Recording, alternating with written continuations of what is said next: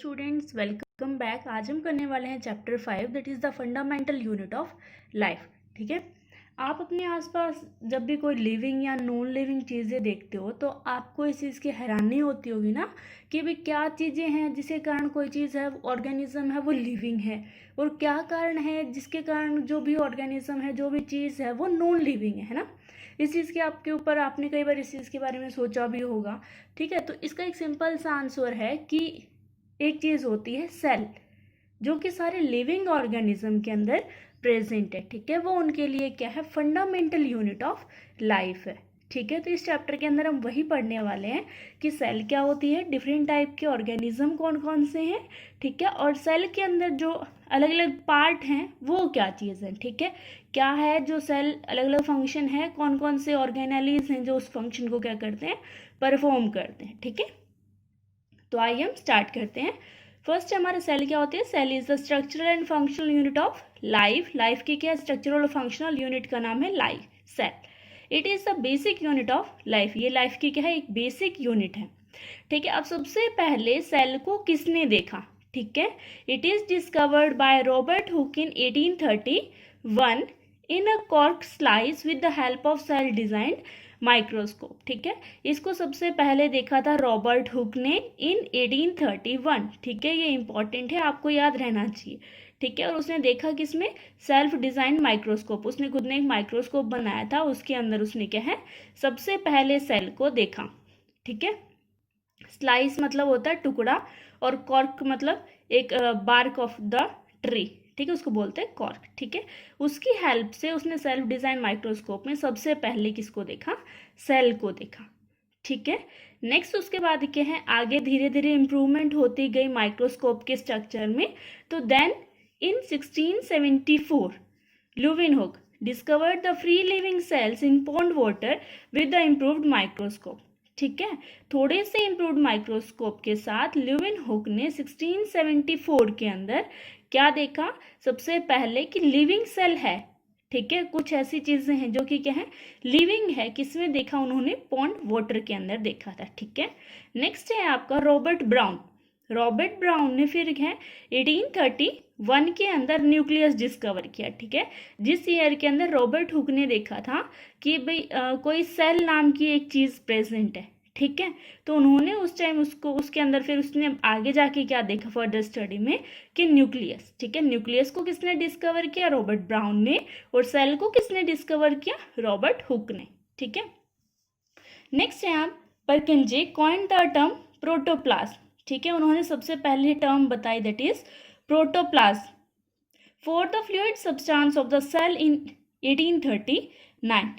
ठीक है, कि जो भी आपकी सेल है उसके अंदर जो फ्लूइड सब्सटेंस है उसके लिए उन्होंने क्या टर्म दिया, प्रोटोप्लाज्म।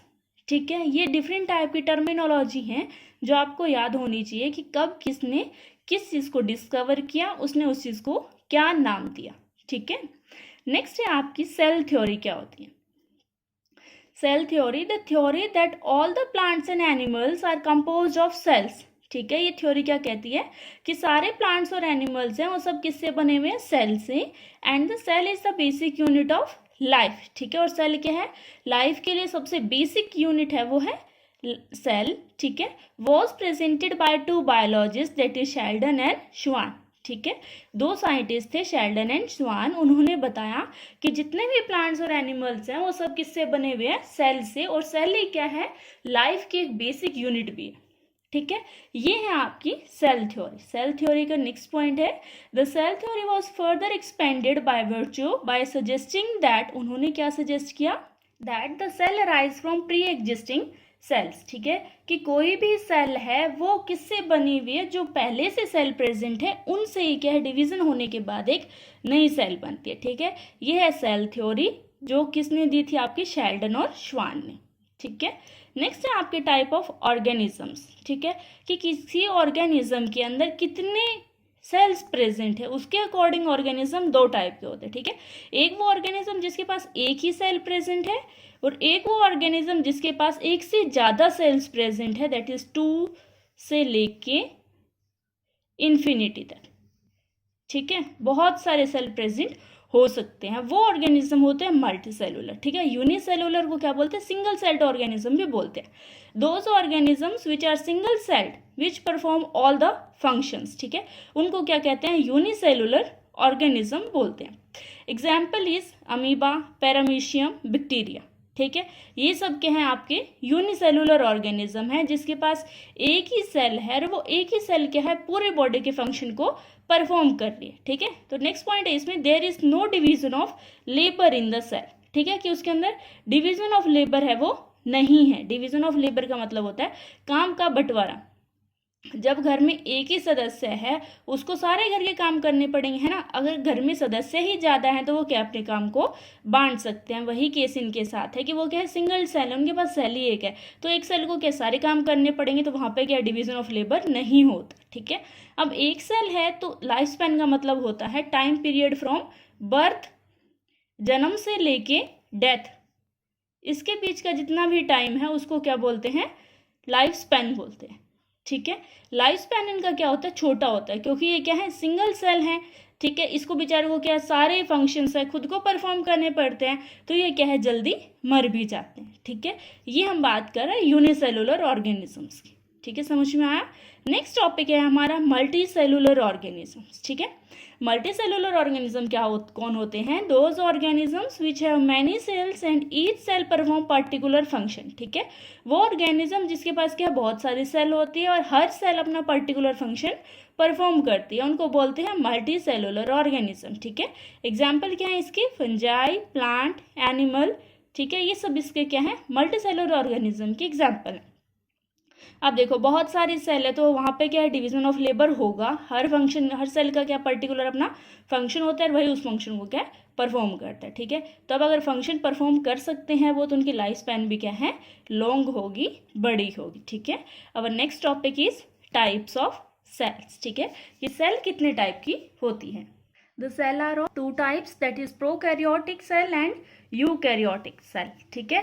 तो वो ऑर्गेनिज्म है जो प्रोकैरियोटिक है उनको बोल देते हैं प्रोकैरियोट्स, और जो यूकैरियोटिक ऑर्गेनिज्म उनको बोल देते हैं यूकैरियोट्स, ठीक है। अब देखते हैं प्रोकैरियोट्स के बारे में, ठीक है। प्रोकैरियोट्स जो ऑर्गेनिज्म है उनके पास क्या क्या स्पेशलिटी है, sales do not have nuclear membrane, ठीक है। मैंने आपको पहले भी बताया था कि इन दोनों को हम कैसे याद रखेंगे, ऐसे याद रखेंगे, ठीक है, कि एक ऑर्गेनिज्म है वो क्या है, बहुत ज़्यादा अमीर है, प्रिमिटिव टाइप का, पुराने टाइप का, ठीक है। प्रो का मतलब ही क्या होता है, प्रिमिटिव टाइप का, और कैरियन वर्ड जो यूज होता है वो यूज होता है आपका न्यूक्लियस के लिए, ठीक है। प्रो मीन्स प्रिमिटिव, ठीक है, और कैरियन वर्ड का मतलब होता है न्यूक्लियस, ठीक है। जिन ऑर्गेनिज्म के पास प्रिमिटिव टाइप का न्यूक्लियस है वो है यूकैरियोट्स, और जिनके पास एडवांस टाइप का न्यूक्लियस है वो है सारे के सारे यूकैरियोट्स, ठीक है। अब देखो प्रोकैरियोट्स के पहले पॉइंट्स देखते हैं। Sales do not have nuclear membrane, मैंने क्या बताया था, ये क्या है, प्रिमिटिव टाइप के हैं, पुराने टाइप के हैं, तो इनके पास क्या है, जो सेल है उनके पास न्यूक्लियर मेम्ब्रेन नहीं है, ठीक है। इसके पास क्या है, ये एडवांस टाइप के हैं, तो इनके सेल्स के पास क्या न्यूक्लियर मेम्ब्रेन प्रेजेंट है। नेक्स्ट इसके अंदर न्यूक्लियोलस भी एब्सेंट है, इनके पास न्यूक्लियोलस प्रेजेंट है। नेक्स्ट सिंगल क्रोमोसोम होता है इसके अंदर सिंगल या मल्टी बहुत सारे क्रोमोसोम्स हो सकते हैं। ये हमेशा यूनिसेलुलर होते हैं, ये हमेशा मल्टी सेलुलर होते हैं, ठीक है। इसमें सेंट्रियोल्स एब्सेंट होता है, इसमें सेंट्रियोल्स प्रेजेंट होगा सिर्फ एनिमल सेल में। नेक्स्ट है सेल डिवीजन होता है बाय बाइनरी फिजन, इसमें सेल डिवीजन होता है बाय माइटोसिस और म्यूसिस, ठीक है। इस प्रोकैरियोट्स के एग्जांपल हैं bacteria, blue green algae et cetera, और यूकैरियोट्स के एग्जांपल्स हैं fungi, plants and animal cell et cetera, ठीक है। आई थिंक अब आपको समझ में आ गया होगा कि दो टाइप की सेल कौन कौन सी हैं, प्रोकैरियोटिक सेल, ठीक है। प्रोकैरियोटिक सेल जिन ऑर्गेनिज्म में प्रेजेंट होते हैं उन ऑर्गेनिजम्स को क्या बोलते हैं, प्रोकैरियोट्स, ठीक है। ये सेकंड बात कर रहे हैं, सेकंड टाइप की जो सेल्स है दैट इज यूकैरियोटिक सेल, ठीक है। और वो ऑर्गेनिज्म जिनके पास यूकैरियोटिक सेल है उनको क्या बोलेंगे, यूकैरियोट्स बोलते हैं, ठीक है। आई थिंक अब आपको समझ में आ गया होगा, ये दोनों क्या है, काफी ये इंपॉर्टेंट टॉपिक है प्रोकैरियोट्स और यूकैरियोट्स में डिफरेंस का, ठीक है। तो आप अभी से इसको क्या है, याद कर लो। नेक्स्ट है आपका डिफरेंट टाइप की सेल्स प्रेजेंट है प्लांट के अंदर भी और एनिमल के अंदर भी, ठीक है। तो प्लांट और एनिमल सेल के अंदर क्या डिफरेंस है वो देख लेते हैं। सबसे मोस्ट इंपॉर्टेंट डिफरेंस है cell wall is absent in animal cell, ठीक है। अब ये cell wall, plastid, centrioles, Golgi body, vacuole, centrosomes, ये सब मैं आगे आपको डिटेल में पढ़ाने वाली हूँ, ठीक है। अभी हम ये देखेंगे कि किसके अंदर क्या प्रेजेंट है और किसके अंदर क्या है एब्सेंट है, कौन कौन सी चीजें, ठीक है। एनिमल सेल के अंदर क्या है, सबसे पहले सेल वॉल एब्सेंट है, इसके पास सेल वॉल प्रेजेंट है। एनिमल सेल के बाद आप हमारे साथ अपने साथ कनेक्ट करके चलो, ठीक है। हम एनिमल्स में आते हैं ना, तो हमारे बाहर तो कोई सेल वॉल नहीं दिख रही है किसी को, ठीक है। तो इसके अंदर क्या है, सेल वॉल एब्सेंट है, इनके पास सेल वॉल प्रेजेंट होती है।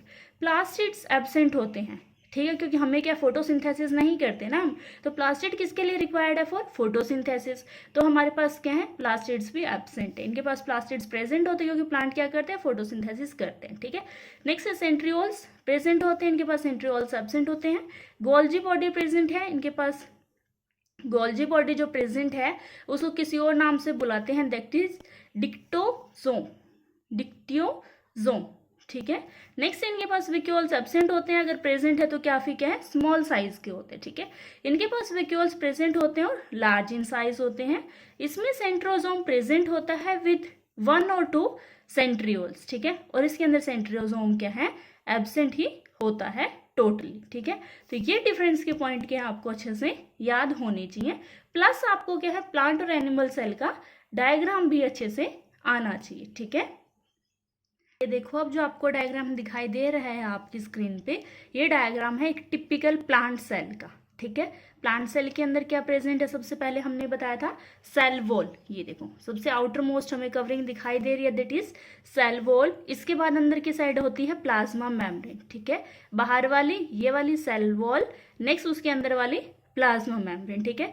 मैंने कहा था उसके पास सेंटर में बड़ा सा वैक्यूल होता है, तो ये रहा, ठीक है। ये क्या है, प्लांट सेल के अंदर 50 से लेके 90% तक का जो स्पेस है ये ऑक्यूपाई कर लेता है, ठीक है। अब यहाँ पे ये आ गया आपका वैक्यूल आ गया, तो जो और ऑर्गेनेलिज है ये बेचारी सारी कहाँ पे चली गई, पेरिफेरी पे ट्रांसफर हो गई, ठीक है। नेक्स्ट है इसका power house of the cell, that is mitochondria, ठीक है। फिर राइबोसोम्स कहाँ क्या करते हैं, प्रोटीन बनाने में हेल्प करते हैं। क्लोरोप्लास्ट फोटोसिंथेसिस में, ये सारा जो लिक्विड कंटेंट है इसको बोलते हैं साइटोप्लाज्म, ठीक है। और इसके अंदर क्या है, प्रोक्सिसोम्स हैं, माइक्रोट्यूब्यूल्स हैं, ठीक है। आगे फिर इसके अंदर होता है एक एंडोप्लाज्मिक रेटिकुलम, ठीक है। एंडोप्लाज्मिक रेटिकुलम 2 टाइप का होता है, स्मूथ एंडोप्लाज्मिक रेटिकुलम और रफ एंडोप्लाज्मिक रेटिकुलम, ठीक है। जो आपके पूरे सेल का डस्टबिन है, सुसाइडल बैग है, वो क्या है, लाइसोसोम्स, ये भी हमने देख लिया। नेक्स्ट इसके अंदर क्या है, ये न्यूक्लियस का डायग्राम दिखा रहे हैं, ये क्या है, न्यूक्लियस है, इसके सेंटर में जो प्रेजेंट है दैट इज न्यूक्लियोलस, ठीक है। गोल्जी अपरेटिस भी प्रेजेंट है। न्यूक्लियस के बाहर जो कवरिंग है उसको बोलते हैं न्यूक्लियर एनवेलप, ठीक है। ये सारी चीजें आपको समझ में आ गई। यही सेम डायग्राम आपके एनसीईआरटी बुक में होगा। तो जब आप ये डिफरेंस लिखते हो प्लांट सेल और एनिमल सेल, उसके बाद आप नेक्स्ट पेज पे एक सुंदर सा ये डायग्राम बना लेना प्लांट सेल का, और उससे नेक्स्ट पेज पे सुंदर सा डायग्राम बनाना कलरफुल दिस, ठीक है। ये डायग्राम भी आपको बनाना है। ये किसका डायग्राम है, आपका एनिमल सेल का डायग्राम, ठीक है। मेरे पास बुक में बने हुए थे इसलिए मैंने आपको दोबारा से नहीं बना के दिखाया, ठीक है। इसके अंदर कौन कौन से पार्ट लेबल करने हैं वो मैंने आपको बता दी, ठीक है। ये टिपिकल क्या है, एनिमल सेल का डायग्राम, ठीक है। इसके अंदर हमने पहले क्या बताया था, सेल वॉल एब्सेंट होती है, तो हम इसमें कहीं पे भी सेल वॉल नहीं दिखाई दे रही है। इसके अंदर अब सीधी क्या होगी, प्लाज्मा मेम्ब्रेन होगी, ये रही, ठीक है। इसमें प्लाज्मा मेम्ब्रेन होती है, सेंटर में सेंट्रियोल्स होता है, प्रोक्सिसोम्स होते हैं, लाइसोसोम्स होते हैं, राइबोसोम्स होते हैं, ठीक है। माइटोकॉन्ड्रिया प्रेजेंट है। एंडोप्लाज्मिक रेटिकुलम 2 टाइप के हैं, रफ एंडोप्लाज्मिक रेटिकुलम और स्मूथ एंडोप्लाज्मिक रेटिकुलम। इसमें गोल्जी अपरेटस भी प्रेजेंट है। न्यूक्लियस के बाहर न्यूक्लियर एनवेलप प्रेजेंट है, सेंटर में न्यूक्लियोलस प्रेजेंट है, और ये क्या है, पूरा पूरा न्यूक्लियस प्रेजेंट है, ठीक है। और ये सारा लिक्विड पार्ट बीच वाला क्या है, साइटोप्लाज्म के अंदर आता है, ठीक है। अगर अब आपको ये दोनों आपको डायग्राम अपने नोटबुक के अंदर ड्रॉ भी करने हैं बहुत अच्छे से, ठीक है। अब हमारा नेक्स्ट टॉपिक है, उसके अंदर हम देखेंगे कि जो सेल है इसके अंदर सब्सटेंस कैसे जा रहे हैं और इससे सब्सटेंस बाहर कैसे निकल रहे हैं, ठीक है। 2 मेन टाइप के कंपोनेंट हो सकते हैं जो सेल के अंदर जाते हैं, एक तो वाटर प्लस सेकंड क्या है, कार्बन डाइऑक्साइड और ऑक्सीजन, ठीक है। तो कार्बन डाइऑक्साइड और ऑक्सीजन जिस प्रोसेस से सेल के अंदर जाते हैं उस प्रोसेस को बोलते हैं डिफ्यूजन, ठीक है। सेकेंड प्रोसेस होता है जिससे वाटर मॉलिक्यूल सेल के अंदर जाते हैं, उस प्रोसेस को बोलते हैं ऑस्मोसिस। ठीक है, ये दोनों काफी इंपॉर्टेंट है, आपको डेफिनेशन याद होनी चाहिए। दोनों डेफिनेशन में सिर्फ एक ही वर्ड का डिफरेंस है कि इसके अंदर ट्रांसपोर्ट हो रहा है किसका, कार्बन डाइऑक्साइड का और ऑक्सीजन का, और इसके अंदर किस चीज का मूवमेंट हो रहा है, वाटर का। ठीक है, मैं आपको बताती हूँ कैसे। अभी हमने डायग्राम में देखा था, सबसे आउटर मोस्ट कवरिंग क्या होती है, सेल वॉल। ठीक है, जो क्या सिर्फ प्लांट्स के अंदर प्रेजेंट है, एनिमल्स के अंदर प्रेजेंट नहीं है, तो हम इस डायग्राम के अंदर बना भी नहीं रहे। अब हमने ये जो बनाया है डायग्राम, ये क्या है, आपकी सेल मेम्ब्रेन। ठीक है, ये क्या है, सेल मेम्ब्रेन। इसका एक और नाम भी है, दैट इज प्लाज्मा मेम्ब्रेन। ठीक है, ये सब आगे मैं आपको डिटेल में बताऊंगी, ये भी थोड़ा सा बता देती हूँ क्योंकि हमें ये टॉपिक समझना है इसलिए। ठीक है, ये क्या है, एक हमने मेम्ब्रेन बनाई है, उसका नाम है सेल मेम्ब्रेन और उसका दूसरा नाम है प्लाज्मा मेम्ब्रेन। ठीक है, अब सेल मेम्ब्रेन या प्लाज्मा मेम्ब्रेन, इसको क्या है, एक और नाम से भी बुलाते हैं, वो क्या है, इसकी प्रॉपर्टी के अकॉर्डिंग है। ठीक है, प्रॉपर्टी के अकॉर्डिंग इसको क्या है, एक नाम और भी दे देते हैं, that is it is selectively permeable membrane. क्या है ये, सेलेक्टिवली परमिएबल मेम्ब्रेन। ठीक है, ये क्या है, सेलेक्टिवली परमिएबल मेम्ब्रेन है। इस तीन वर्ड का क्या मतलब होता है कि ये जब खुद की मर्जी होती है, इसके जो फेवरेट सब्सटेंस है उनको ये क्या है, सेल के अंदर आने देती है, और जो इसके फेवरेट सब्सटेंस नहीं उसको क्या ये सेल से बाहर निकाल देती है। मतलब जिस चीज की सेल को जरूरत है उसको क्या ये अंदर ले जाएगी सेल के, और जिसको जरूरत नहीं है उसको क्या सेल से धक्के मार के बाहर निकाल देगी। ठीक है, ये मतलब हुआ सेलेक्टिवली परमिएबल मेम्ब्रेन। ठीक है, बहुत सारे लोग ऐसे होते हैं ना, जो उनके फेवरेट गेस्ट होते हैं उन्हीं को ही वो घर के अंदर आने देते हैं, वही सेम काम क्या है, ये सेल मेम्ब्रेन और प्लाज्मा मेम्ब्रेन परफॉर्म करती है। ठीक है, तब देखो पहला प्रोसेस है डिफ्यूजन। डिफ्यूजन के अंदर क्या है, पानी देखो कैसे फ्लो होता है, हमेशा जहाँ पे ज्यादा पानी होगा वहां से थोड़े वाले पानी की तरफ जाएंगे ना, पानी की जो टंकी है वो ऊपर से क्या है, पानी उसके अंदर नीचे फ्लो होता है। सेम है दोनों सब्सटेंसेस के साथ केस। ठीक है, some substances like carbon dioxide and oxygen can move across the cell membrane. Cell membrane के अक्रॉस क्या है, मूव कर सकते हैं from a region of higher concentration to a region of low concentration, जहाँ पे कंसेंट्रेशन ज्यादा है उससे कम की तरफ। ठीक है, कि बाहर वाटर क्या है, ज्यादा है तो क्या चला जाएगा, अंदर चला जाएगा, अगर अंदर ज्यादा हो गया तो क्या है, बाहर भी आ जाएगा। ठीक है, इस टाइप का जो मूवमेंट होता है उसको बोलते हैं डिफ्यूजन। ठीक है, अब डिफ्यूजन के अंदर और ऑस्मोसिस में डिफरेंस क्या है बेटा, डिफ्यूजन के अंदर होता है फ्लो सिर्फ कार्बन डाइऑक्साइड का और ऑक्सीजन का, कि CO2 इसके अंदर जा रही है और ऑक्सीजन अंदर जा रही है, CO2 और ऑक्सीजन ही बाहर निकल रही है, उस प्रोसेस को हम बोलते हैं डिफ्यूजन। ठीक है, आया समझ में। नेक्स्ट है आपका, सेम डेफिनेशन है ऊपर वाले जैसे, इसके अंदर सिर्फ किस सब्सटेंस की बात कर रहे हैं हम, वाटर मॉलिक्यूल की। Some substances like water molecule can move across the cell membrane from a region of high concentration region of low concentration is called as osmosis. ठीक है, आई थिंक अब आपको ये दोनों डेफिनेशन क्या है अच्छे से समझ में आ गई होगी कि what is diffusion and what is osmosis. ठीक है, अब नेक्स्ट हमारा टॉपिक है, थोड़ा सा मुश्किल लगेगा आपको, दैट इज हाइपोटोनिक, हाइपरटोनिक और आइसोटोनिक सॉल्यूशंस क्या है। ठीक है, what happen to a cell in sugar और सॉल्ट सॉल्यूशन। ठीक है, शुगर और सॉल्ट सॉल्यूशन के अंदर जब हम कोई सेल को डालते हैं तब वहां पे क्या होगा। ठीक है, अब सबसे पहले बात करेंगे हाइपोटोनिक सॉल्यूशन की। ठीक है, इसके अंदर क्या बता रखा है हमने, 3 कॉलम बना रखे। First is name of solution की, सॉल्यूशन किस टाइप का है, सेकंड उसकी कंडीशन कैसी है, थर्ड उसका क्या है, क्या रिजल्ट आएगा जब हम सेल को शुगर या सॉल्ट सॉल्यूशन के अंदर डालेंगे तब। ठीक है, पहली बार जब हमारा सॉल्यूशन है वो कैसा है, हाइपोटोनिक है। हाइपोटोनिक का मतलब जो medium surrounding the cell has higher water concentration than the cell. ठीक है, ये हमने सपोज करो एक सेल बना दी जो ऊपर बनाई थी सेम टू सेम। ठीक है, ये कह रहा है कि मीडियम सराउंडिंग द सेल, जो सेल है इसके बाहर का जो सराउंडिंग है ये एरिया, ठीक है, इस एरिया के अंदर क्या है, वाटर की कंसंट्रेशन ज्यादा है, मोर है। ठीक है, और अंदर क्या है, कम है।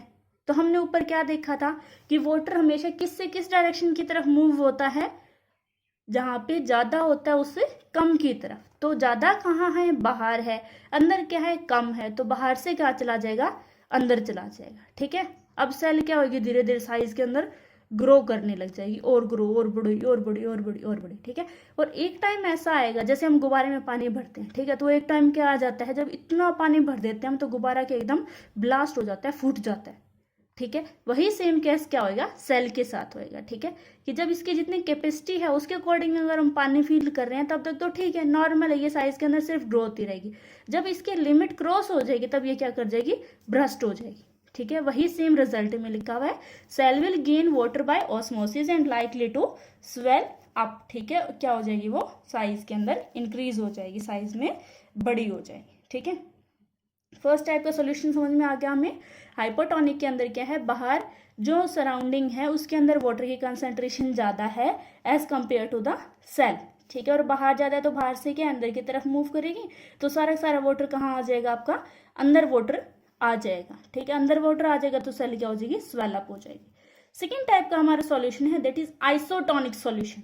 ठीक है, आइसोटोनिक सॉल्यूशन क्या कह रहा है, medium has exactly same water concentration as the cell, कि अंदर भी और बाहर भी दोनों साइड क्या है, सेम कंसंट्रेशन है। अगर अंदर भी 50 है तो बाहर भी कितनी है, 50 है। ठीक है, मैंने आपको एग्जाम्पल के लिए बताया है, आपको ऐसे 50-50 लिखना नहीं है। ठीक है, समझाने के लिए बता रही हूँ सिर्फ। ठीक है, दोनों के पास क्या है, सेम टाइप की कंसंट्रेशन है। अब इसके अंदर क्या होगा, ये वाटर दोनों साइड से मूव कर सकता है, अंदर से बाहर भी चला जाएगा, बाहर से अंदर भी आ जाएगा, अंदर से बाहर चला जाएगा, बाहर से अंदर आ जाएगा। ठीक है, जब दोनों साइड आता जाता रहेगा तो सेल क्या है, सेम साइज की प्रेजेंट है। ठीक है, नेक्स्ट है आपका हाइपरटोनिक सॉल्यूशन। इसके अंदर क्या है, सेल है, सेल के अंदर ही ज़्यादा कंसंट्रेशन है। यहाँ पे क्या है, आपका जितना वाटर होना चाहिए उसका 80% अंदर ही प्रेजेंट है, और बाहर सराउंडिंग में सिर्फ 20% प्रेजेंट है। बाहर पानी क्या है, कम है, अंदर क्या है, बहुत सारा पानी है। तो क्या होएगा, जहाँ पे ज़्यादा है वहाँ से किसकी तरफ जाएगा, कम की तरफ जाएगा, है ना। तो ज़्यादा कहाँ है, अंदर की तरफ, ज़्यादा है तो अंदर से कहाँ जाएगा, बाहर जाएगा। तो सारा वाटर क्या है, धीरे धीरे बाहर निकलने की कोशिश करेगा। ठीक है, तो सेल फिर उसके बाद क्या हो जाएगी, पिचक जाएगी, है ना। सेल क्या हो जाएगी, श्रिंक हो जाएगी साइज के अंदर। Water crosses cell in both direction but more water leaves the cell than enters it. के अंदर जाएगा उससे ज़्यादा पानी तो क्या उससे बाहर ही निकल जाएगा। जैसे गुब्बारा है आपका, या कोई ऐसी चीज़ है जिसके अंदर क्या है, एकदम हम पानी बाहर निकाल देते तो वो क्या एकदम पिचक जाता है ना। वही सेम केसेस होएगा हाइपरटोनिक सॉल्यूशन के अंदर। ठीक है, ये तीनों के तीनों आपको बहुत अच्छे से बेटा लर्न होने चाहिए। ओके, अब तो हमने सेल के बारे में बेसिक सा डिस्कस कर लिया, सेल क्या होता है। ठीक है, उसके अंदर सब्सटेंस का मूवमेंट है वो कैसा होता है। ठीक है, अब हम बात करेंगे सेल के अंदर का जो स्ट्रक्चर है वो कैसा है। ठीक है, उसके अंदर क्या क्या चीज़ें हैं वो प्रेजेंट है। तो देखो, structure of cell, cell is generally composed of 3 basic components होते हैं उसके अंदर। सबसे इंपॉर्टेंट, सबसे outermost that is cell wall. ठीक है, सेकेंड होता है न्यूक्लियस, और थर्ड होता है साइटोप्लाज्म।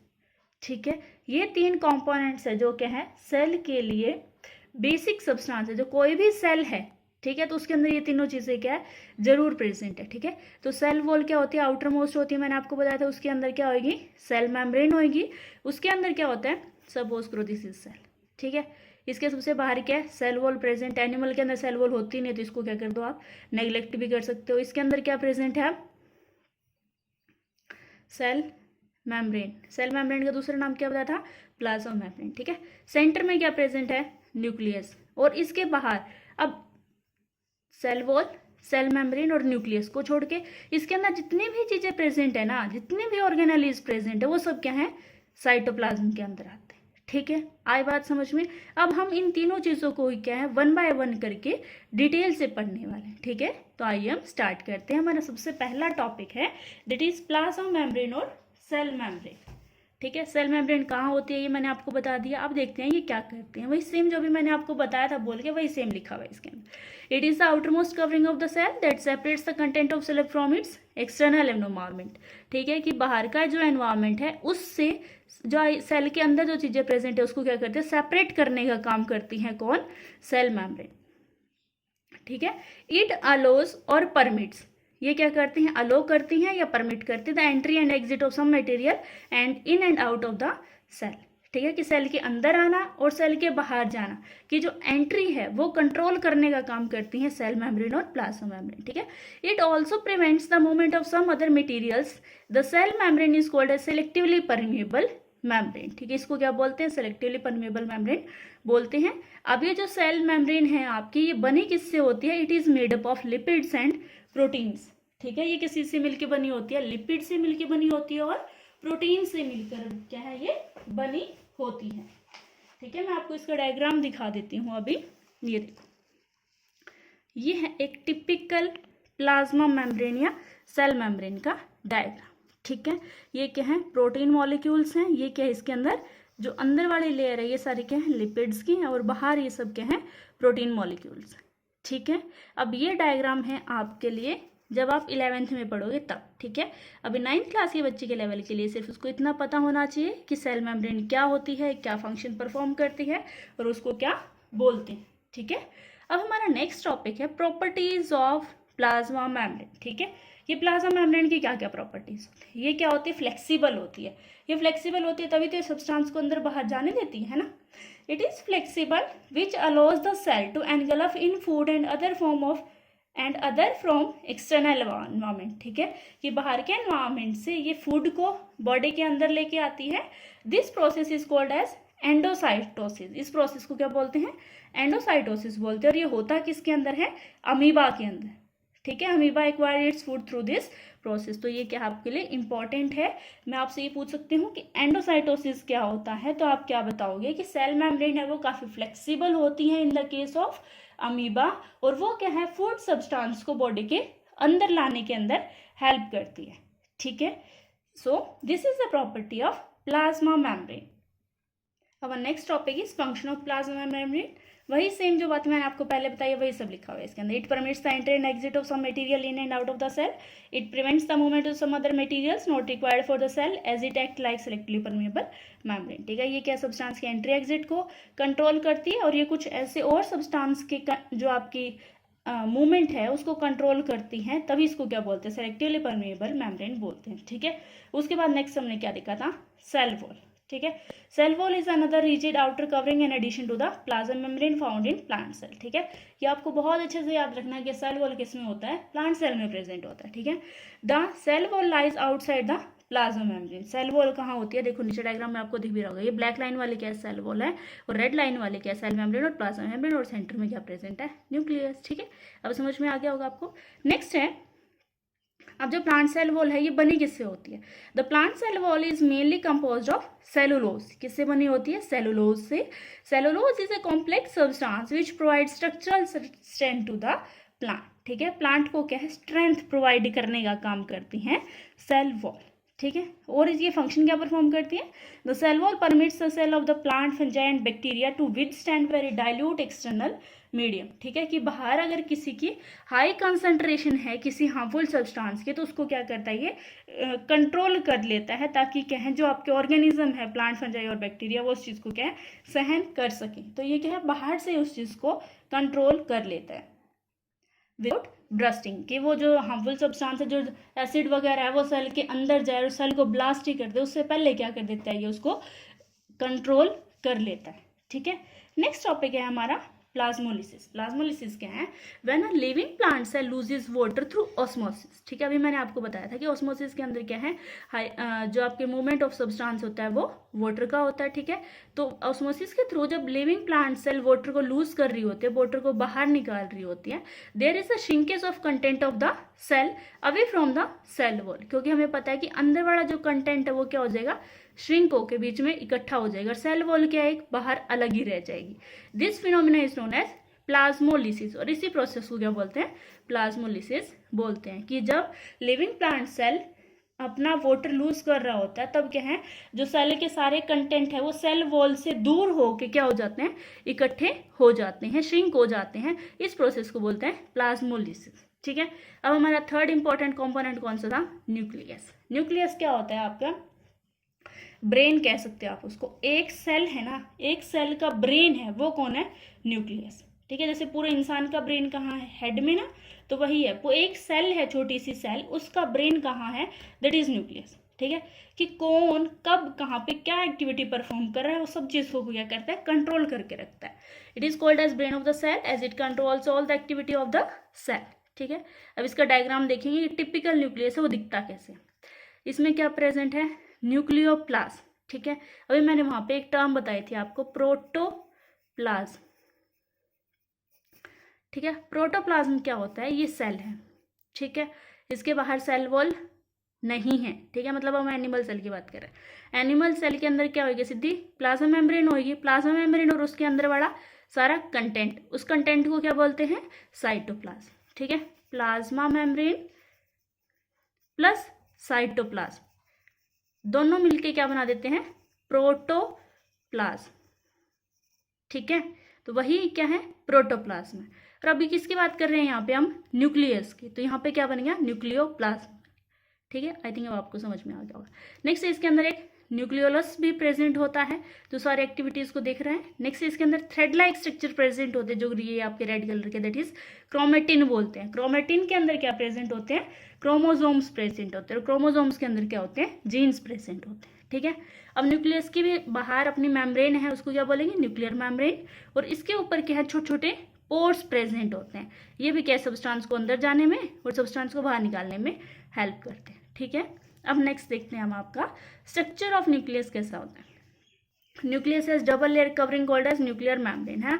ये डबल कवरिंग दिख रही है हमें बाहर, इसको क्या बोलते हैं, न्यूक्लियर मेम्ब्रेन बोलते हैं। न्यूक्लियर मेम्ब्रेन के पास क्या होते हैं, has pore which allow the transfer of material from inside the nucleus to the cytoplasm, ठीक है। बाहर इनसाइड से क्या, साइटोप्लाज्म के अंदर कंटेंट को ट्रांसफर करने के अंदर भी क्या है, ये पोर्स हैं जो वो हेल्प करते हैं। This pore allows the transfer of content from nucleus to the cytoplasm. Next है न्यूक्लियस कंटेन्स क्रोमोसोम्स, ठीक है। न्यूक्लियस के पास क्या होते हैं, क्रोमोसोम्स होते हैं, which are visible as rod shape structure only when the cell is about to divide. जब ये सेल है, जब ये डिवाइड करने वाली होते तभी हमें क्या है, क्रोमोसोम्स दिखाई देते हैं, तभी उस न्यूक्लियस के डायग्राम में अभी हमें क्रोमोसोम दिखाई भी नहीं दे रहे, ठीक है। Structure and function of chromosome, ठीक है। क्रोमोसोम का क्या स्ट्रक्चर होता है और वो क्या फंक्शन परफॉर्म करते हैं। Chromosome contain the information for inheritance of features from parents to the next generation in the form of DNA molecule, ठीक है। क्रोमोसोम क्या करते हैं, जो इन्फॉर्मेशन है उसको क्या करते हैं, स्टोर करके रखते हैं। जो इन्फॉर्मेशन क्या है, पेरेंट्स से लेके जो नेक्स्ट जनरेशन तक ट्रांसफर होनी होती है, किसकी फॉर्म में, डीएनए की फुल फॉर्म में, ठीक है। तो डीएनए की आपको फुल फॉर्म याद होनी चाहिए, that is deoxyribose nucleic acid. D से क्या है, डीऑक्सीराइबोज, एन से क्या है, न्यूक्लिक, ए से क्या है, एसिड, ठीक है। सेम डीएनए की तरह एक और जेनेटिक मटेरियल होता है जिसको बोलते हैं आरएनए। आरएनए का मतलब है राइबोज न्यूक्लिक एसिड, ठीक है। राइबोज एक शुगर का नाम है, न्यूक्लिक एसिड वही सेम जो डीएनए के अंदर है, ठीक है। तो इसको क्या है, कई बार सीधा राइबो भी बोल सकते हैं, राइबोज पूरा नहीं बोलते, क्या बोलते हैं, राइबो न्यूक्लिक एसिड, ठीक है। तो दोनों भी क्या है, सेम है। नेक्स्ट है आपका chromosomes are composed of DNA and protein. अब जो आपके क्रोमोसोम है वो किससे मिलके बने होते हैं, डीएनए से और प्रोटीन से। नेक्स्ट है functional segment of DNA are called as gene, ठीक है। सबसे पहले क्या बताया था, थ्रेड लाइक स्ट्रक्चर, उसको क्या बोलते हैं, क्रोमेटिन। क्रोमेटिन के अंदर क्या प्रेजेंट है, आपके क्रोमोसोम्स प्रेजेंट है, ठीक है। क्रोमोसोम के अंदर क्या है, जीन प्रेजेंट है। तो जीन क्या हुआ, सबसे बेसिक यूनिट होगी इनहेरिटेंस की, ठीक है। तो इसको ऐसे लिखो आप, फंक्शनल सेगमेंट ऑफ डीएनए, या इसको आप बोल लो बेसिक यूनिट ऑफ इनहेरिटेंस, तो भी हम क्या है, same definition that is of gene, ठीक है। इन नॉन डिवाइडिंग सेल, उन सेल के अंदर जो डिवाइड नहीं करते हैं, this DNA is present as a part of chromatin material. क्या उनके अंदर ये एक क्रोमेटिन मटेरियल के अंदर है क्या है, ये सब्सटेंस प्रेजेंट होते हैं। नेक्स्ट है आपका chromatin material is visible as entangled mass of thread like structure. हमने देखा डायग्राम के अंदर भी हमें क्या है, क्रोमेटिन मटेरियल कैसे दिख रहा था, थ्रेड लाइक स्ट्रक्चर की फॉर्म में क्या हमें दिखाई दे रहा था, ठीक है। नेक्स्ट टॉपिक है हमारा फंक्शन ऑफ न्यूक्लियस। न्यूक्लियस क्या फंक्शन परफॉर्म करता है, nucleus plays a central role in the cellular reproduction. ये क्या है, रिप्रोडक्शन के अंदर हेल्प करता है। It is the process by which a single cell divide and forms the two new cells. ये रिप्रोडक्शन एक ऐसा प्रोसेस जिससे क्या सिंगल सेल डिवाइड करता है और दो नई क्या है, सेल बन जाती है। अब हमारा नेक्स्ट टॉपिक है दैट इज न्यूक्लियोइड। न्यूक्लियोइड क्या होता है, ठीक है। In some organisms like bacteria, the nuclear region of the cell may be poorly defined due to the absence of a nuclear membrane, ठीक है। कुछ जो ऑर्गेनिजम्स हैं जैसे कि बैक्टीरिया, उसके अंदर क्या है, जो न्यूक्लियर रीजन है वो इतना क्या है, पुअरली डिफाइंड, उतना इतना खराब होता है कि उसके अंदर न्यूक्लियर मेम्ब्रेन भी प्रेजेंट नहीं होती। कि न्यूक्लियस है, न्यूक्लियस के बाहर हमने देखा था ना, ऐसे डबल डबल करके क्या प्रेजेंट थी, न्यूक्लियर मेम्ब्रेन प्रेजेंट थी। बट कई केसेस ऐसे होते हैं जैसे कि बैक्टीरिया, उसके अंदर क्या है, न्यूक्लियर मेम्ब्रेन प्रेजेंट नहीं है। Such as undefined nuclear region containing only nucleic acid is called as nucleoid. और इस टाइप के न्यूक्लिक जो आपके रीजन है उसको क्या बोलते हैं, न्यूक्लियोइड बोलते हैं, ठीक है। Our next topic is cytoplasm. Cytoplasm भी मैंने बताया था क्या होते हैं, एक सेल है, ठीक है, उसके बाहर क्या है, सेल वॉल, ठीक है, उसके अंदर क्या है, सेल मेम्ब्रेन, सेंटर में क्या, न्यूक्लियस। इसके अलावा अंदर जो भी जितना भी सब्सटेंस प्रेजेंट है वो सब क्या है, साइटोप्लाज्म, ठीक है। Cytoplasm it is a fluid content inside the plasma membrane. It is also contain many specialized cell organelles. Each of these organelles perform a specific function for the cell, ठीक है। Cytoplasm के अंदर क्या है, अलग अलग टाइप की organelles present है। जब हमने प्लांट सेल, एनिमल सेल का डायग्राम देखा था तो हमने उसके अंदर देखा था ना, Golgi body, mitochondria, ribosomes, endoplasmic reticulum, vacuoles, plastids, ठीक है, वही सब क्या है, सेल ऑर्गेनेलीज हैं, ठीक है, वो सब किसके अंदर प्रेजेंट है, साइटोप्लाज्म। ओके, अब देखते हैं फंक्शन ऑफ साइटोप्लाज्म का क्या फंक्शन है। It help in exchange of material between the cell organelles. एक ऑर्गेनेली दूसरी ऑर्गेनेलीज के बीच में क्या सब्सटेंस को चेंज कर रही है, एक्सचेंज कर रही है, वो चीज़ कौन देखता है, cytoplasm. Next, it act as a store of vital chemical such as amino acid, glucose, vitamin, iron etcetera. इन सबको क्या करता है, स्टोर करके भी रखता है. Next, it is a site of certain metabolic pathway such as glycolysis. के अंदर भी क्या है, ये हेल्प करता है. ग्लाइकोलिसिस एक प्रोसेस होता है जिसके अंदर ग्लूकोज मॉलिक्यूल, ये थोड़े हाई लेवल की बात है बट जो इंटेलिजेंट बच्चे हैं उनको पता होना चाहिए, ग्लूकोज मॉलिक्यूल चेंज हो जाता है पायरिक एसिड के अंदर, ठीक है। ग्लूकोज के ये जब इसके अंदर कन्वर्ट होता है तब बीच में 10 स्टेप रिएक्शन होती है, 10 स्टेप केमिकल रिएक्शन, ठीक है, जिसके अंदर क्या है, ग्लूकोज का ब्रेक डाउन होता है किसके अंदर, पायरिक एसिड. इस प्रोसेस को बोलते हैं ग्लाइकोलिसिस, ठीक है। अब इसके बाद हम डिस्कस करते हैं डिफरेंट टाइप की सेल ऑर्गेनेलीज के बारे में, ठीक है। सेल ऑर्गेनेलीज क्या है, inside the cell there are different parts performing different activities to keep the cell alive and functionable, ठीक है। सेल के अंदर क्या है, डिफरेंट टाइप के पार्ट्स हैं, वो क्या करते हैं, अलग अलग एक्टिविटी परफॉर्म करते हैं ताकि सेल क्या है, जिंदा रह सके और वो अच्छे से फंक्शन कर सके. These parts are called as cell organelles, और उन्हीं पार्ट को क्या बोलते हैं, सेल ऑर्गेनेलीज बोलते हैं. दीज आर एक्सप्लेन्ड बिलो, जो क्या है नीचे अच्छे से समझाए भी गए हैं. सो फर्स्ट टाइप की जो सेल ऑर्गेनेली है दैट इज एंडोप्लाज्मिक रेटिकुलम, ठीक है, इसको शॉर्ट फॉर्म में हम ER भी बोल देते हैं, एंडोप्लाज्मिक रेटिकुलम, ठीक है. क्या होता है endoplasmic reticulum, it is a large network of membrane bound tubes and sheet, ठीक है. इसके अंदर क्या होता है, लार्ज नेटवर्क होता है, किस चीज का, ट्यूब्स का और शीट्स का, ठीक है. मैं आपको डायग्राम दिखाती हूँ, देखो पहले आप डायग्राम देख लो फिर हम देखेंगे कैसे. देखो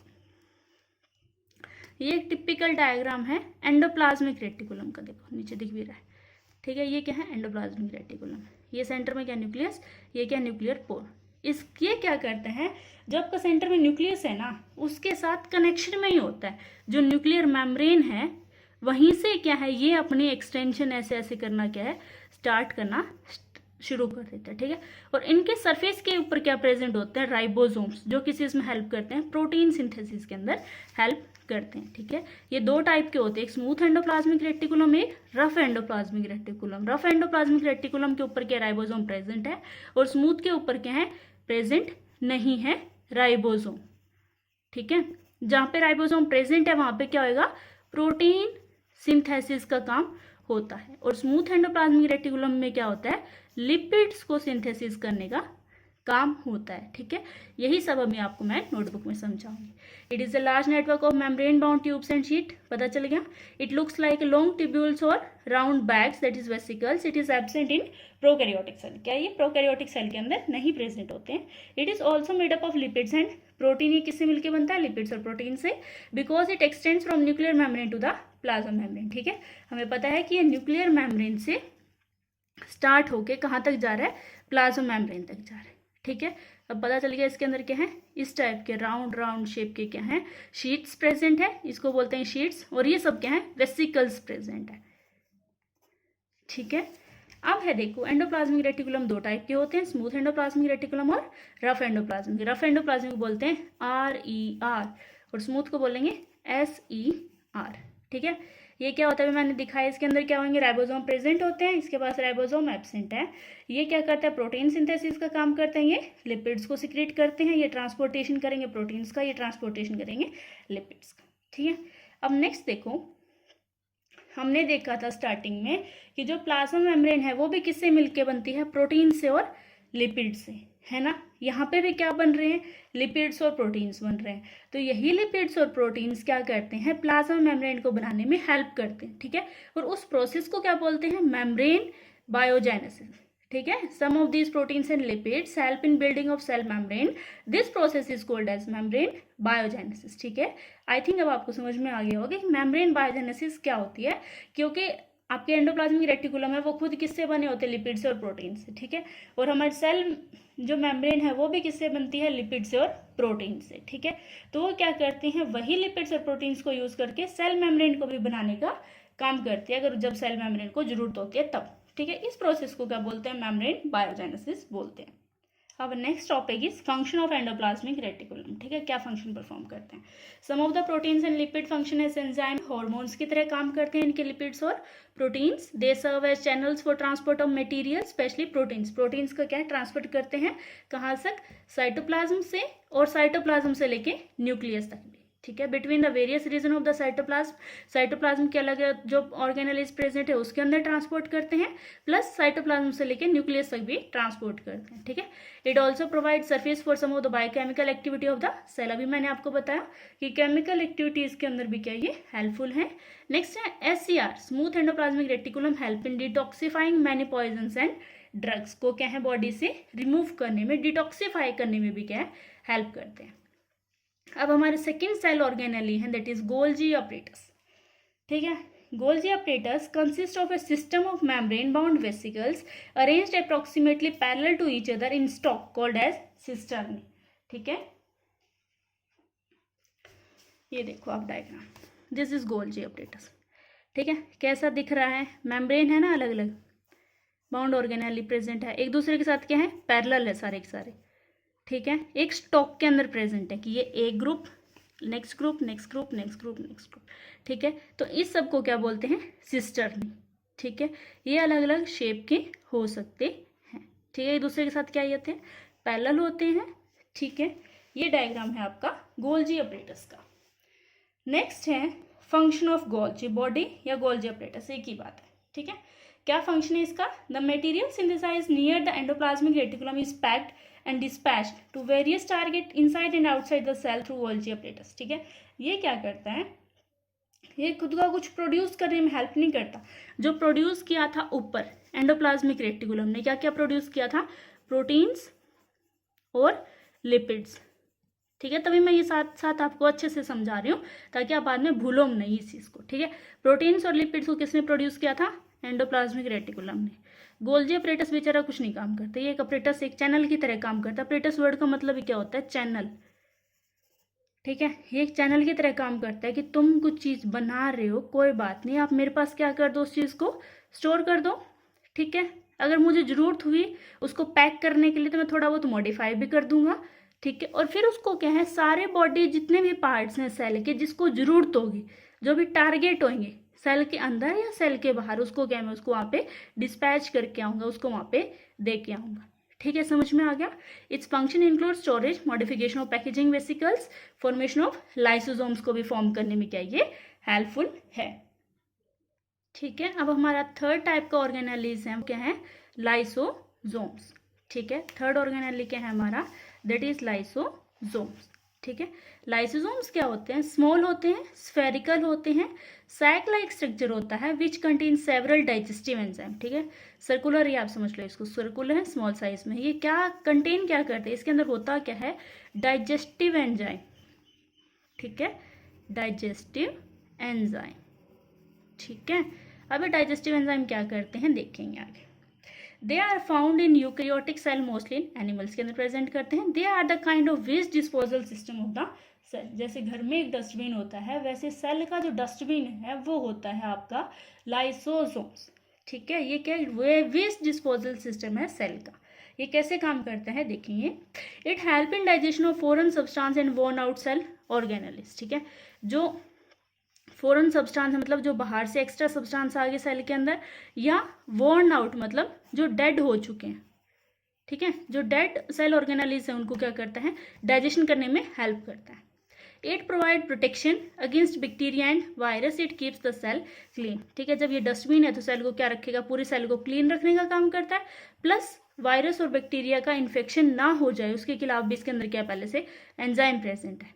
ठीक है, अब देखो ये है सबसे इम्पॉर्टेंट, क्योंकि लाइसोसोम्स को क्या बोलते हैं, suicidal bag of the cell बोलते हैं। और इसको suicidal bag of the cell क्यों बोलते हैं, ये सबसे मोस्ट इंपॉर्टेंट क्वेश्चन क्या है। देखो, during the disturbance in cellular metabolism, ठीक है, मेटाबॉलिज्म का मतलब होता है ऑल टोटल रिएक्शन, ठीक है, sum total of all the reaction occurring in the body is called as metabolism. ठीक है, सेलुलर मेटाबॉलिज्म मतलब सेल के अंदर कोई रिएक्शन हो रही है, ठीक है, बट उसके अंदर बीच में क्या होगी, डिस्टर्बेंस होगी, कुछ गड़बड़ी होगी, तो क्या होता है, for example when the cell gets damage, जब कुछ गड़बड़ी होगी, सेल को क्या खुद को नुकसान होना स्टार्ट हो गया, तो क्या करता है, लाइसोसोम्स ब्रस्ट कर जाता है, एकदम फूट जाता है, और खुद का जो डाइजेस्टिव एंजाइम है उसको क्या कर देता है, पूरे सेल के अंदर बिखेर देता है। ठीक है, जो और फिर क्या करता है, and the enzyme digest their own cell, और वो क्या है, लाइसोसोम्स के अंदर बेचारे के अंदर खुद की जो सेल्स प्रेजेंट है उसको क्या जाता है, वो खा जाता है, उसको वो क्या है, मार देता है। Therefore lysosomes are known as suicidal bag of the cell, इसलिए क्या बोलते हैं, लाइसोसोम्स को suicidal bag of the cell भी बोलते हैं। अब हमारे next fourth organelle that is ribosomes. ठीक है, क्या है ribosomes, these are extremely small dense and spherical bodies. ठीक है, ये क्या होते हैं, काफी स्मॉल होते हैं, डेंस होते हैं मतलब मास पर यूनिट इसका वॉल्यूम ज्यादा होता है, और ये क्या होते हैं, स्फेरिकल होते हैं, विच अकर फ्रीली इन मैट्रिक्स। मैट्रिक्स को क्या बोलते हैं, साइटोसोल पे बोलते हैं। मैट्रिक्स का मतलब होता है फ्री स्पेस, सेल के अंदर जो भी एक्स्ट्रा फ्री स्पेस है उसको बोल देते हैं मैट्रिक्स। ठीक है, या तो ये मैट्रिक्स के अंदर क्या है, फ्रीली प्रेजेंट होते हैं, या ये क्या है, एंडोप्लाज्मिक रेटिकुलम के जो सरफेस है उसके ऊपर अटैच्ड होते हैं। मैंने अभी आपको डायग्राम दिखाया था ना एंडोप्लाज्मिक रेटिकुलम का, तो उसके सरफेस के ऊपर अटैच्ड थे, दे आर राइबोसोम्स। ठीक है, एक बार दोबारा से डायग्राम देख लो बेटा, ये रहा, ये सरफेस पर जो छोटे छोटे स्फेरिकल्स बॉडी प्रेजेंट है, ये सब क्या है, राइबोसोम्स। ठीक है, या तो ये ऐसे अटैच रहेंगे एंडोप्लाज्मिक रेटिकुलम के साथ, या ये क्या है, आपके जो मैट्रिक्स है, जो साइटोसोल है उसके अंदर फ्रीली मूव करते मिल जाएंगे। ठीक है, ये किससे मिलके बने होते हैं, they are made up of ribonucleic acid, RNA and protein. ठीक है, फंक्शन क्या करते हैं, प्रोटीन सिंथेसिस के अंदर हेल्प करते हैं। दिस इज मोस्ट इंपॉर्टेंट कि राइबोसोम्स क्या करते हैं, प्रोटीन सिंथेसिस के अंदर हेल्प करते हैं। अब नेक्स्ट है हमारा फिफ्थ ऑर्गेनेल, दैट इज सबसे इंपॉर्टेंट, माइटोकॉन्ड्रिया। ठीक है, आज तक कोई एग्जाम ऐसे नहीं हुआ, कोई से भी स्कूल होगा जिसके अंदर ये ना आया हो कि power house of the cell mitochondria को क्यों बोलते हैं। ठीक है, अब हम देखेंगे कि क्यों बोलते हैं। पावर हाउस का मतलब होता है जहां से एनर्जी मिलती है। ठीक है, अब माइटोकॉन्ड्रिया से हमें पूरे सेल को एनर्जी कैसे मिलती है, देखो पहले इसके डायग्राम देख लेते हैं हम। देखो, दिस इज अ डायग्राम। ठीक है, ये डबल मेम्ब्रेन स्ट्रक्चर होती है, इसके पास दो मेम्ब्रेन होती है, एक तो ये बाहर वाली मेम्ब्रेन, एक इसके क्या है, अंदर इनर जो मेम्ब्रेन है ये। ठीक है, इसके अंदर जो फ्री स्पेस है ये क्या है, मैट्रिक्स है, ये इंटर मेम्ब्रेन स्पेस है, दो मेम्ब्रेन के बीच का जो स्पेस है, this is inter membrane space.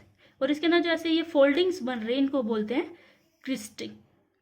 ठीक है, इसको क्या बोलते हैं, क्रिस्टी बोलते हैं। ठीक है, अब आपको डायग्राम समझ में आ गया होगा। अब देखते हैं इसमें क्या लिखा हुआ है, it has two membrane covering, इसके पास दो मेम्ब्रेन की कवरिंग होती है। Outer membrane is very porous, बाहर की मेम्ब्रेन वाली पोरस होते हैं, उसके ऊपर छेद छेद होते हैं, और इन अंदर वाले क्या होते हैं, डीपली फोल्डेड होते हैं। अभी हमने डायग्राम में देखा था। These fold create a large surface area for ATP generating chemical reaction. ठीक है, ये क्या करता है, सरफेस एरिया प्रोवाइड करता है ताकि ज़्यादा से ज़्यादा एटीपी जनरेट हो सके, ज़्यादा से ज़्यादा एटीपी बन सके। ठीक है, एटीपी होता क्या है, एटीपी एडिनोसिन, इसकी फुल फॉर्म देखो, एडिनोसिन ट्राइफॉस्फेट, ये मैंने आगे कहीं पे लिखा भी है अच्छी राइटिंग में।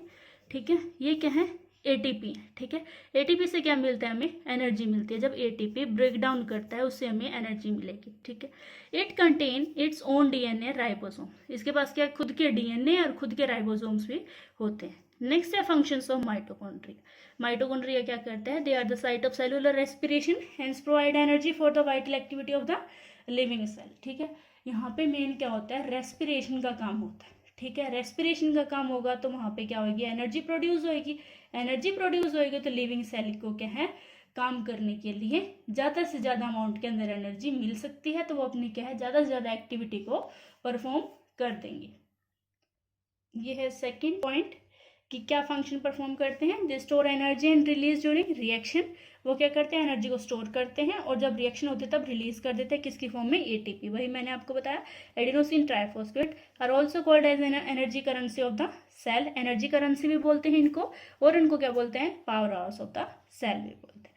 हमारा नेक्स्ट 6th आपकी जो ऑर्गेनेली है वो कौन सी है, सेंट्रोसोम और सेंट्रियोल्स। ठीक है, ये क्या करते हैं, centrosome is only found in eukaryotic animal cell में मिलता है। It is not bounded by any membrane but consist of centriole. ठीक है, इस ऑर्गेनेली के बाहर कोई मेम्ब्रेन नहीं होती, बट ये किससे मिलके बनी होती है, क्या होती है इसके अंदर, सेंट्रियोल्स होते हैं। ठीक है, सेंट्रियोल्स क्या होते हैं, होलो सिलेंड्रिकल स्ट्रक्चर होते हैं, arranged and right angle to each other, एक दूसरे के साथ क्या है, ऐसे अरेंज्ड होते हैं।